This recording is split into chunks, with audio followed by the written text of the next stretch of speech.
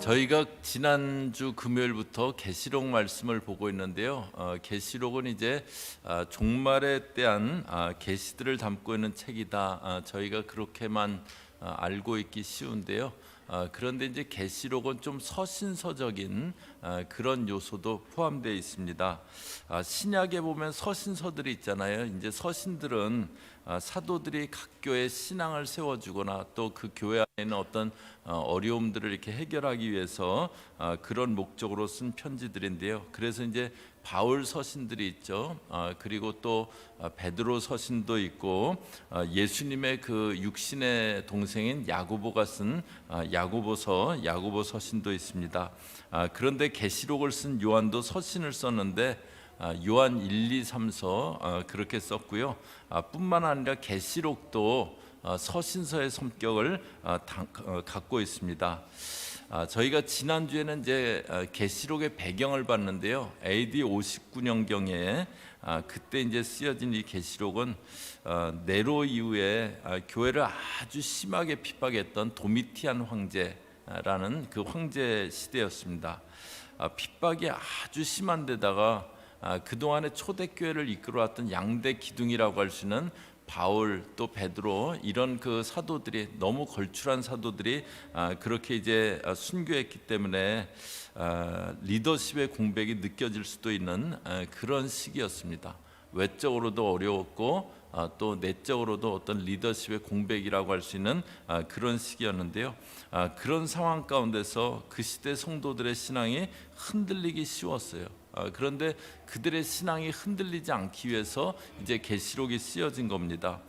그 계시록을 쓰면서 오늘 저희 중고등부가 그 리바이벌 나이트를 하는데요. 굉장히 뜨거운 강사가 왔네요. 여기까지만 여기 연결해 놔고 감사합니다. 그 계시록을 쓰면서 요한 사도가 아예 처음부터 신앙이 흔들리지 않기 위해서 1절에서 3절까지 해서 신앙의 기초가 그리스도에게 있어야 되고 또 말씀에 놓여 있어야 된다. 그것을 말해주면서 이제 계시록을 시작했습니다. 오늘 말씀 8절까지가 이제 계시록의 인사말 부분인데요. 그런데 이제 오늘 말씀에서도 계시록을 받는 성도들이 믿음이 흔들리지 않기 위해서 분명하게 해야 될 것 세 가지 것을 말해주는데요. 저희 4절부터 같이 한번 다시 보겠습니다. 요한은 아시아에 있는 7교회에 편지하노니, 여기 이제 아시아는 오늘날로 얘기하면 터키에서 좀 서쪽 지역, 터키의 서부 지역입니다. 거기에 세워진 7교회에 편지를 한다고 합니다. 이렇게 이제 교회에 편지를 한 형태로 쓰여졌기에 이제 계시록은 서신서 성격도 담겨 있는데요. 그렇게 편지한다고 하면서 우리가 누구의 통치하에 있는가 그것을 말해줍니다. 저희가 신앙이 이렇게 흔들리지 않게 해서는 나는 누구의 다스림, 누가 나를 다스리고 계시는가 그것을 먼저 분명히 알아야 됩니다. 그래서 이제 요한이 소개를 하는데요. 4절 이제 중간에 이제도 계시고 전에도 계셨고 장차 오실 위와 그의 보좌 앞에 있는 7영과 이제도 계시고 전에도 계셨고 장차 오실리다. 이거는 이제 예수님에 대한 그 묘사로 이렇게 보여지기도 하는데요. 그런데 지금 4절에서 5절 사이에 성부, 성자, 성령님을 얘기해 주고 있습니다. 그래서 여기 이제 이제도 계시고 이거는 성부 하나님에 대한 언급 표현인데요. 하나님은 지금도 계시고 전에도 계셨고 앞으로 오실리다 그랬는데요. 저희 한번 좀 8절로 한번 가서 보실래요? 8절에 보시면요. 주 하나님이 이르시되 나는 알파와 오메가라, 이제도 있고 전에도 있었고 장차 올 자요 전능한 자라. 여기 이제 하나님이 나는 알파와 오메가, 시작과 처음이라고 하면서 이제도 있고 전에도 있고 장차 올 자다. 그 4절의 표현하고 똑같은 표현을 반복해 주고 있죠. 그러면서 자신을 전능한 자라고 합니다. 그래서 이제 전에도 계셨고 장차 오실 이, 이거는 전능자 하나님을 얘기해 줍니다. 그 하나님이 미디안에서 양치는 모세를 찾아가셔서 애굽으로 가서 백성들을 출애굽하라고 할 때 모세가 가서 누가 너를 보냈냐? 그러면은 제가 뭐라고 답을 해야 됩니까? 그렇게 얘기할 때 하나님이 나는 스스로 있는 자다. 그렇게 답을 주시죠. 그러니까 누구에 의해서 존재하는 분도 아니고 어떤 것에 의해서 존재하게 된 것도 아니고 그런 분이다. 다시 말해서 자신이 전능자 되심을 말해 주시는데요. 여기서도 이제도 계시고 전에도 계셨고 장차 오실리다. 그러면서 하나님의 전능자 되심을 말해줍니다. 전능이란 건 불가능이 없다는 거잖아요. 인간은 불가능이 있고 한계가 있지만 저희가 섬기는 하나님은 전능자십니다.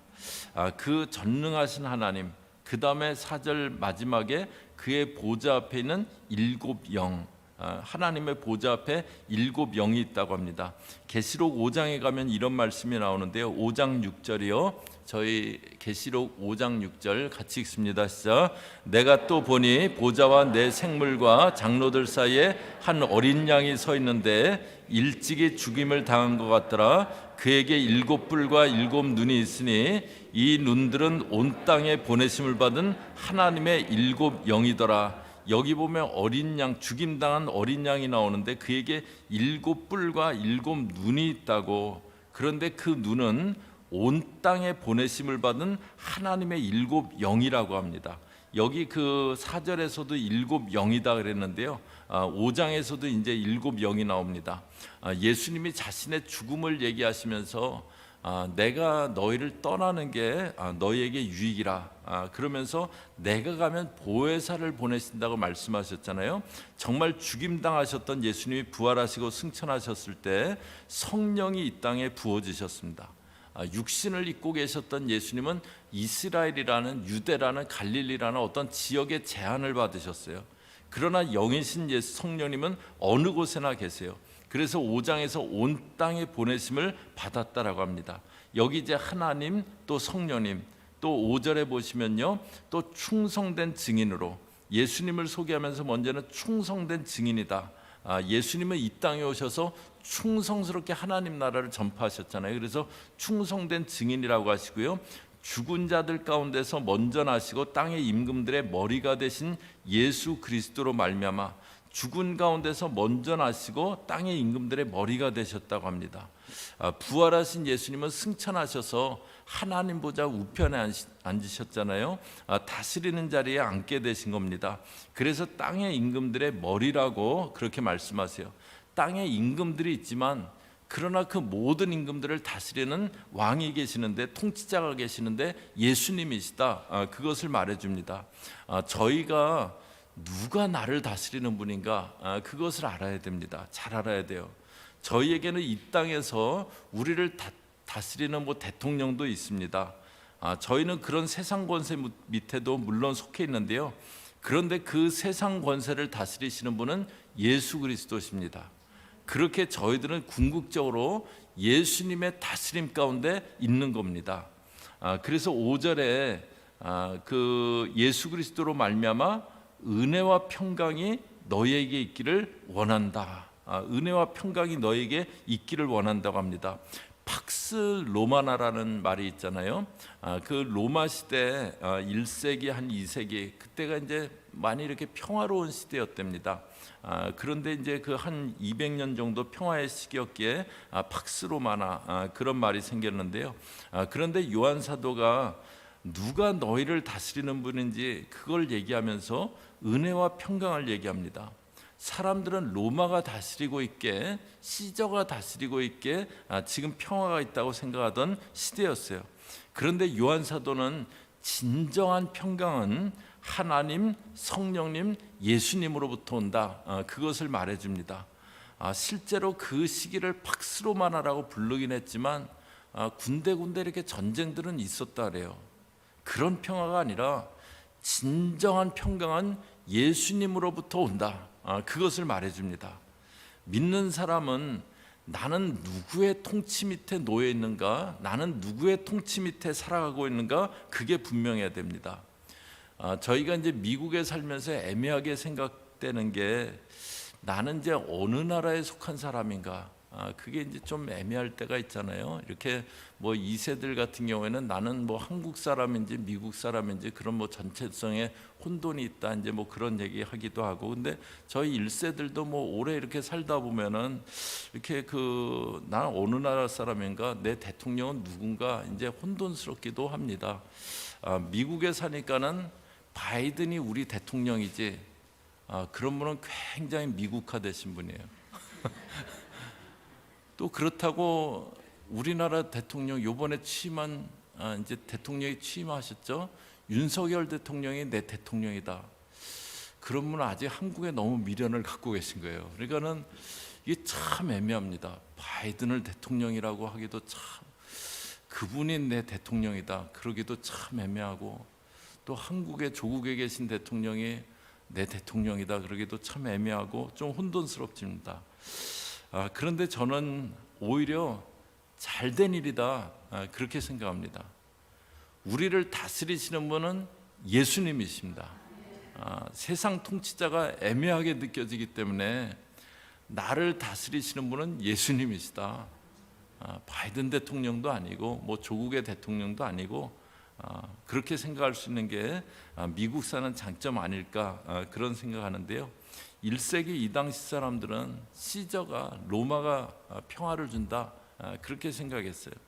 그런데 요한 사도는 계시록을 시작하면서 우리를 다스리셔야 될 분은 예수님이시고 예수님이 진정한 평강 주시는 분이시다, 그것을 분명히 해줍니다. 저희 신앙이 이렇게 흔들리지 않기 위해서는 나는 누구의 통치 밑에 있는가, 그것이 분명해야 됩니다. 저는 오늘 예배하는 저희 믿음의 식구들, 나는 예수 그리스도의 통치 밑에 있습니다, 그게 분명하기를 주의 이름으로 축복합니다. 그 다음에 저희들 두 번째로 내 신분을 분명히 알고 있어야 돼요. 요한이 이제 성부, 성자, 성령님 얘기하면서 성자 예수님을 조금 더 설명해 줍니다. 5절 뒷부분에요. 우리를 사랑하사 그의 피로 우리 죄에서 우리를 해방하시고, 우리를 사랑하사 그의 피로 우리 죄에서 우리를 해방하셨다 그래요. 그래서 6절에 그의 아버지 하나님을 위하여 우리를 나라와 제사장으로 삼으신 그에게, 예수님이 우리를 나라와 해방하시고 나라와 제사장으로 삼으셨다고 합니다. 우리를 나라로 삼으셨다 그래요. 출애굽한 이스라엘 백성들, 저희가 출애굽해서 봤잖아요. 하나님이 시내 산으로 인도하시고 언약을 맺습니다. 출애굽기 19장 5절 6절에 보면요, 그런데 세계가 다 내게 속하였나니 너희가 내 말을 듣고 내 언약을 지키면 너희는 모든 민족 중에서 내 소유가 되겠고, 6절 말씀이요, 저희 같이 읽습니다. 시작. 너희가 내게 대하여 제사장 나라가 되며 거룩한 백성이 되리라. 너는 이 말을 이스라엘 자손에게 전할지니라. 너희가 나와의 언약을 지켜나갈 때 너희가 제사장 나라가 되고 거룩한 백성이 되겠다고 하세요. 이스라엘 백성들, 출애굽한 이스라엘 백성들에게 너희들의 신분과 정체성이 뭔가, 그것을 알려주십니다. 저희가 신앙이 흔들리지 않기 위해서는요, 나는 누구의 통치 밑에서 살아가는가, 그게 분명해야 되고, 그 다음에 내 신분이 분명해야 됩니다. 그런데 예수님은 자신의 피로 우리를 죄에서 해방하시고 하나님을 위한 나라로 삼으셨다래요. 저희는 그래서 저희들의 그 신분은 하나님 나라에 속한 하나님의 백성들입니다. 제가 몇 주 전에 이제 그 주일 말씀에서 아덴만 여명 작전이라는 걸 이렇게 좀 예로 얘기 드렸던 적이 있었는데요. 이제 소말리아 해적에 한국 선원들이 인질됐을 때 이제 그들 구출했던 그런 이야기를 이렇게 드렸었는데, 그런데 이제 그 과정에서 인질들이 자기들 이제 그렇게 인질로 뭐 돈 얻어내려고 했던 게 이제 완전 수포로 돌아가고 막 여러 명 죽고 자기들은 이제 잡히게 생겼으니까 마지막 순간에 그 선장한테, 그 배 한국 선장한테 막 그 총을 쏴갖고 막 심하게 총상을 입으신 거예요. 그래서 선원들을 구출했는데 선장이 보니까는 막 의식불명이시고 출혈이 심하시고 생명이 위태한데, 그쪽 지역은 이제 의료시설이라든가 그런 게 암만 해도 좀 부족하고, 그러니까 이제 한국으로 후송을 하기로 합니다. 앰뷸런스 비행기라는 게 있더라고요. 비행기 중에 그런 막 그 먼 거리인데 이렇게 그 수송하는 앰뷸런스로 쓰는 비행기에 태워갖고 전세를 내갖고 한국에서 치료를 하는데요. 이제 한국에 와서도 계속 의식이 없는 거예요. 그런데 그 환자가 이렇게 누워 있으면은 저 맞은편 벽에다 큰 글자로 석희균 선장님, 이곳은 대한민국입니다. 그 글씨를 이렇게 써놨어요. 이렇게 있다가 눈을 떴는데 의식이 잠깐 돌아왔는데 뭐 굉장히 낯설고 뭐 낯선 사람들만 왔다 갔다 하고 그러면 마음이 불안하고 이제 그럴 수 있으니까는 의식이 돌아오면 내가 조국에 돌아와 있구나.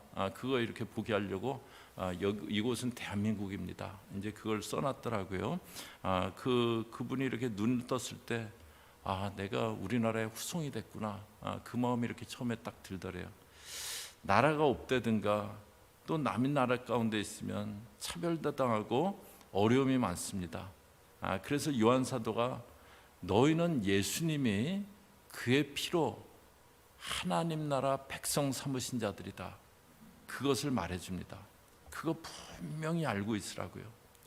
아직 이 세상 나라인 로마 밑에 있기 때문에 박해도 받지만 너희에게는 예수님이 다스리시는 나라가 있다.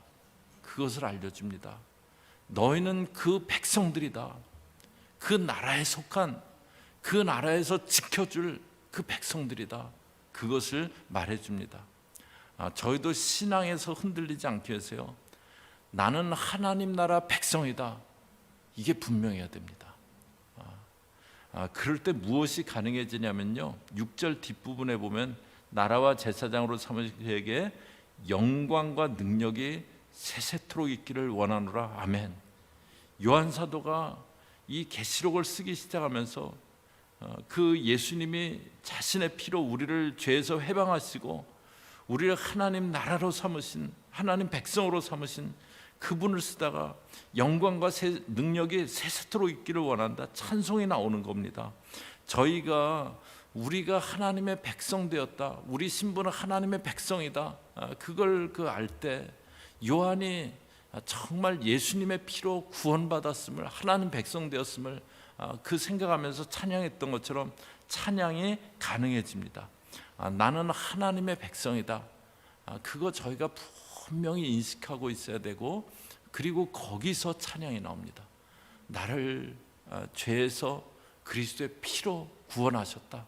하나님의 나라 백성 삼으셨다. 그거를 분명히 알 때 거기서 찬양이 나옵니다. 저희가 그 다음에 분명히 알아야 될 게 세 번째로는 뭘 해야 되는가, 할 일을 알아야 됩니다. 나라를 삼으시고 그 다음에 제사장으로 삼으셨다 그랬잖아요. 7절에 보시면요, 볼지어다 그가 구름을 타고 오시리라. 각 사람의 눈이 그를 보겠고 그를 찌른 자들도 볼 것이요 땅에는 모든 족속이 그로 말미암아 애곡하리니 그러하리라. 아멘. 여기 이제 구름 타고 오신다. 초림 때 오셨던 예수님은 말구에 태어나셨지만 재림의 예수님은 공중에서 구름 타고 오시리라고 그럽니다. 그때 각 사람의 눈이 찌른 자들도 볼 것이고 땅의 모든 족속에 애곡하리라고 그러는데요. 이거는 이제 스가랴 말씀입니다. 스가랴 12장 10절 말씀 보시면요, 저희 같이 한번 읽습니다. 시작. 내가 다윗의 집과 예루살렘 주민에게 은총과 강구하는 심령을 부어주리니 그들이 그 찌른 바 그를 바라보고 그를 위하여 애통하기를 독자를 위하여 애통하듯 하며 그를 위하여 통곡하기를 장자를 위하여 통곡하듯 하리로다. 하나님이 마지막 때에 은총과 간구하는 심령을 부어주시겠다 그러세요. 그래서 그들이 찌른 바 그를 바라보면서 애통하리라고 합니다. 또 통곡하기를 장자를 위해 통곡하리라고 그럽니다. 회개의 마음을 주시는 거죠. 저희 제사장 된 주의 백성들은 그리스도를, 복음을 전해야 됩니다. 하나님이 사람들에게 회개의 마음을 주시고, 하나님은 사람들에게 회개의 마음을 주시고, 저희들은 구체적으로 예수 그리스도를 전해야 됩니다. 이게 이제 믿는 자들이 해야 될 일이에요. 오순절 마가다락방에서 성령 받고 베드로 사도가 사람들이 성령 받은 제자들 보면서 술 취했다. 그럴 때 그들에게 우린 술 취한 게 아니다. 약속하신 성령을 받은 거다. 그러면서 복음을 외칩니다. 그때 그가 외치잖아요. 사도행전 2장 36절이요. 또 마지막으로 같이 읽습니다. 시작. 그런즉 이스라엘 온 집은 확실히 알지니 너희가 십자가에 못 박은 이 예수를 하나님이 주와 그리스도가 되게 하셨느니라. 너희가 십자가에 못 박았다고. 그런데 하나님이 주와 그리스도가 되게 하셨다고. 이 얘기를 듣고 3,000명이 예수를 믿잖아요. 지금 도미티안의 박해 가운데 있는 성도들에게 요한 사도가 계시록을 쓰면서 세 가지 분명히 하라고 합니다. 너희 어렵지만 세 가지 분명히 하고 있어야 된다고. 너희가 누구 통치 밑에 있는지, 너희가 누군지, 너희가 할 일이 무엇인지 그거 세 가지를 분명히 하고 있으라고 그렇게 얘기합니다. 이때 성도들도요, 이렇게 나라가 바뀌면은, 아니면 뭐 시저가 바뀌면은 우리 상황이 좀 좋아지지 않을까, 뭐 그런 기대도 뭐 했을지 모르겠어요. 그런 그들에게 시저가 바뀐다고, 로마가 바뀐다고 되는 거 아니다. 우리 평강은 예수님이 주시는 거다. 그것을 얘기합니다. 나라가 바뀌고 통치자가 바뀐다고 믿는 사람에게는 차이가 있지 않다. 그것을 말해줍니다. 이제 저희 조국의 새 대통령이 취임하셨잖아요. 이렇게 기대도 많이 됩니다. 이렇게 조직에서 일을 해보셨던 분이기 때문에 그냥 정치하시는 분들은 막 이렇게 어떤 이론만 갖고 하는 경우도 좀 있잖아요. 근데 일을 해보셨던 분이기 때문에 유능하게 일을 잘하실 수 있지 않을까, 그런 기대도 갖게 되는데요. 그런데 또 뭐 너무 기대할 것도 아닙니다. 네. 인간은 다 거기서 거깁니다. 사람은 다 거기서 거깁니다. 그래서 요한 사도가 시저가 바뀌면은 혹시 로마가 아니고 다른 나라가 되면 그런 거 생각하지 말라고. 그냥 우리가 분명할 거는 난 예수님의 통치하에 있다. 그거 분명히 해야 된다고 말해줍니다. 또 신분과 당신이 누군지, 너희가 누군지, 할 일이 뭔지 그거 분명히 알고 있으라고 말해줍니다. 믿는 사람은 이 땅에서 주님 전하다가 주님 부르시면 가는 겁니다. 믿는 사람은 이 땅에서도 예수님의 통치하에서 믿는 주의 백성으로 주님 전하다가 주님이 부르시면 가는 겁니다. 그게 분명하면요, 세상 살아가면서 흔들리지 않습니다. 저희 그 신앙은요, 그게 그렇게 복잡하지가 않습니다. 그냥 심플하게, 예수님은 심플하세요. 이렇게 자기가 잘 모르는 사람은요, 뭐든지 어렵게 말하고요, 말하는데 이렇게 이해가 잘 안 됩니다. 근데 예수님은 그냥 심플하세요. 예수님이 저희들에게 주신 건 뭐 대단하게 막 연구를 해야 되고 그런 게 아니에요. 심플하세요. 나는 누구 다스림 밑에 있고 나는 누구고 뭘 해야 되는가, 그거 하고 있으면 된다는 거예요. 상황은 뭐 여러 가지 있을 수 있지만 다른 거 생각하지 말고 나는 예수님 통치하에 있고 나는 하나님의 백성이고 이 땅에서 예수님 전하다가 주님 부르시면 간다. 그거 그냥 분명히 하면 저들 살아가는 게 심플해집니다. 나는 누구의 다스림 가운데 있는가, 나는 누구인가, 내가 할 일은 뭔가, 그거 분명히 하면서, 그래서 저와 여러분도 이 땅 살아가면서 흔들리지 않고 살아가는 저와 여러분 되시기를 주의 이름으로 축복합니다. 같이 기도하겠습니다.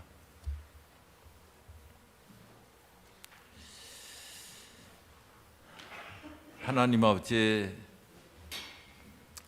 박해 가운데, 핍박 가운데 흔들리기 쉬운 초대교회 성도들에게 누구의 통치 밑에 있는가, 또 너희는 누구인가, 할 일이 무엇인가, 그거 분명하게 붙잡고 있으라고 하는 요한 사도의 말씀 보았습니다.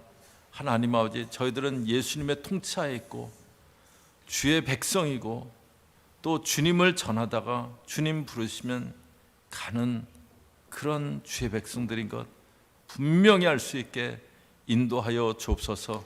그래서 이 땅 살아가면서 삶이 복잡하고 심경이 복잡한 그런 삶이 아니라 심플하게 주의 백성으로 주님 힘써 증거하려고 애쓰다가 주 앞에서는 주의 백성들 될 수 있게 하여 주옵소서. 예수님의 이름으로 기도 올리옵나이다. 아멘.